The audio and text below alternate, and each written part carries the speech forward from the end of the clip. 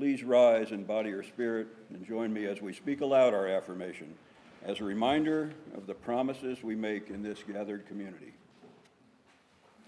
Love is the doctrine of this church. The quest for truth is its sacrament, and service is its prayer. To dwell together in peace, to seek knowledge and freedom, to serve human need, for these high purposes do we unite in worship. Thank you. Please be seated.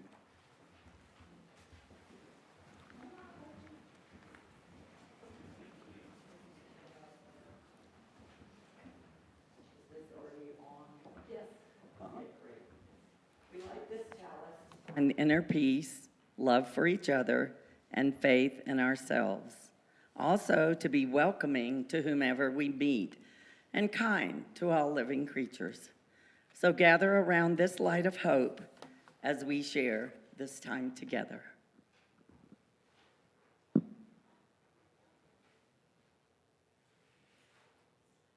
Yeah. Thank you. Thank you.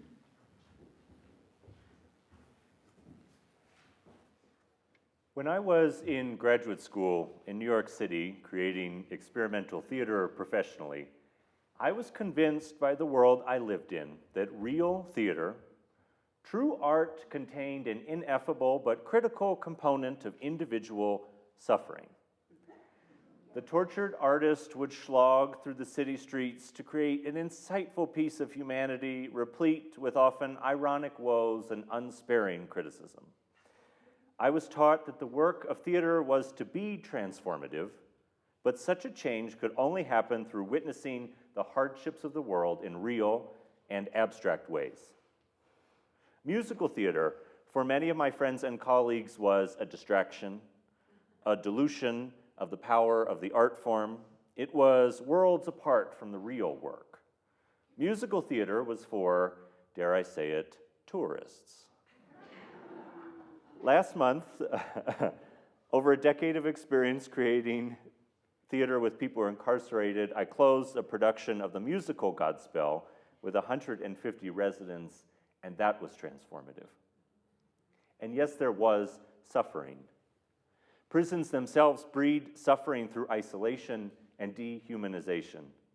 Making a musical in 2 different prisons with so many participants and professional equipment was taxing. Rehearsing in tight rooms with too many people was difficult. Creating musical orchestrations with prison instruments was challenging. Designing and building a set and costumes and props with materials that had to be cleared and accounted for in endless checklists was Sisyphusian.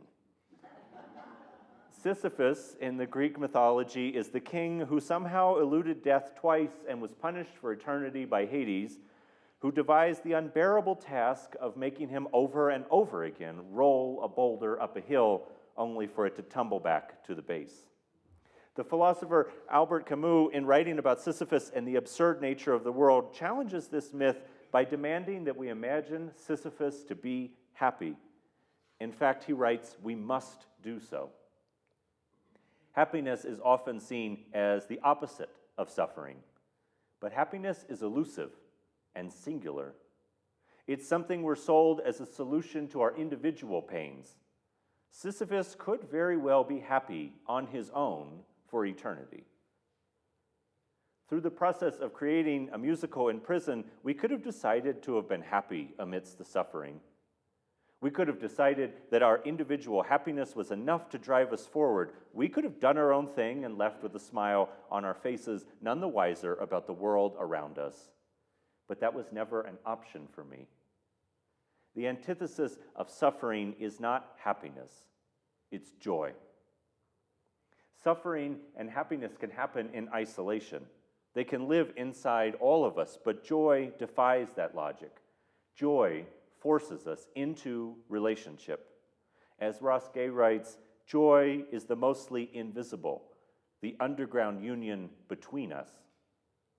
This union flowing between us is the real opportunity of theater. Joy can be the spiritual labor of actors and audience and crew members alike coming together to create shared experiences of justice that roll down like waters. Those waters create what French sociologist Emile Durkheim calls collective effervescence. Collective effervescence is the sparkling experience of joy which doesn't roll down but bubbles up through shared experience in beloved community. Which makes me wonder, what happens when justice bubbles up rather than rolls down? As I reflected on the past 6 months, I'm struck again and again by moments of collective effervescence.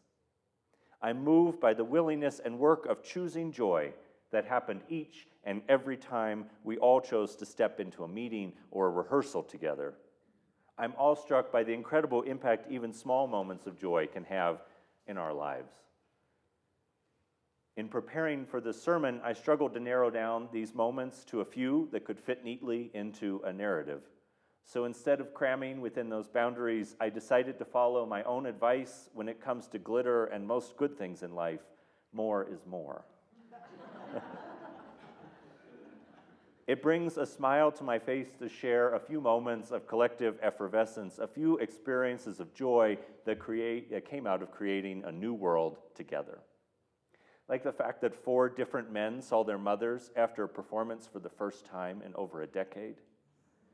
Or another man who wept during the talkbacks as he said, "I just wanted to feel joy again," and then he got to hug his brother for the first time in 17 years. Along with memories of a whole lot of trash talking before a breakdance battle between a 56-year-old and a 22-year-old that brought everyone in the room to their feet cheering and clapping.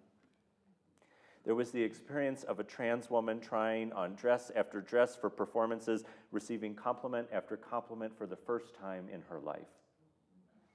Or the moment in rehearsal when one man asked to do a solo dance for his mother because she loved to see him dance, and he was never going home, and he said, "I don't think she'll ever get to see me dance again." And so many moments covered in glitter. From props to the set to the audience's hands, they received golden high fives from the cast as they pleaded, "When wilt thou save the people? O God of mercy, when?" The magic of the show put literally in the audience's hands to take out into the world. We had many moments of doubt and disbelief that our community swooped in to steer and support, always pushing us back together. Or uncountable moments of laughter and rehearsal, the feeling of joy solidifying bonds that would last long after those short hours on the cold days of winter in prison. There were eye rolls and grumbles about the makeup and the glitter, which evolved into people finding ways to cover every inch of their hair and beards and eyebrows with that sparkling magic, including someone who I caught painting glue lines down his thighs so there would be glitter peeking out of his costume when he did a backflip. We had moments of loss together, realizing that loved ones passed one time during rehearsal, holding each other up, our commitment to joy sustaining us through the darkest of moments. We found ways to build enormous puppets and beautifully detailed props, and care and curiosity came out of them, not just for the objects themselves, but for the storytelling that was created in all of us. There were times that the teaching of Jesus became more real to me than I have ever seen in my life. From the Beatitudes to the promises of the sheep and the goats, when I was in prison, you visited me. Hearing an incarcerated Black Jesus speak these words formed an underground bond between the audience and us that couldn't be broken. And throughout our journey, we pushed our community to be expansive, learning sign language, accommodating mobility needs. I earned a sign name, a bond of joy that cannot be broken. We found God behind the walls, not beyond our grasp, and not above our heads, but between us in a world that we created. We did, in fact, create a new world together. A world where the work of joy feeds the work of transformation, not in isolation, but in beloved community. One of my favorite philosophers, Donna Haraway, writes that it matters what worlds. It matters what worlds.